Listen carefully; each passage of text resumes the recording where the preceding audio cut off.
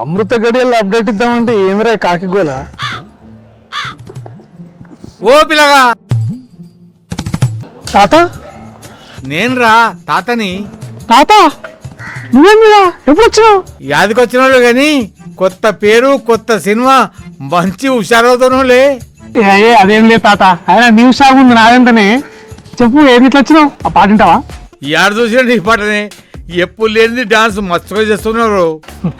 అదేం లేదు తాత, ఇక పాటల ఊపులాగా దినేష్ మాస్టర్ తో ఇట్లా ఆడేసినాం అంతే. అట్లాగానే సరే, ఆ పాప మత్తు ఉందని చేసినట్టుంది. అబ్బో సంధిస్తే సురికేస్తాడు.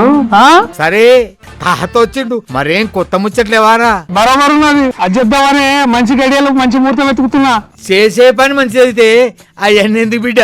ఓహో గిరి ముచ్చళ్ళకేం తక్కువ లేదు, రాబోయని మంచి రోజులే.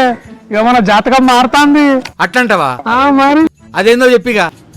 పుష్యమి నక్షత్రం గురువారం అనగా నవంబర్ 21వ తారీఖు ఉదయం 11:12 సారన్నపాణి జాతకం టీజర్ మీ ముందుకి.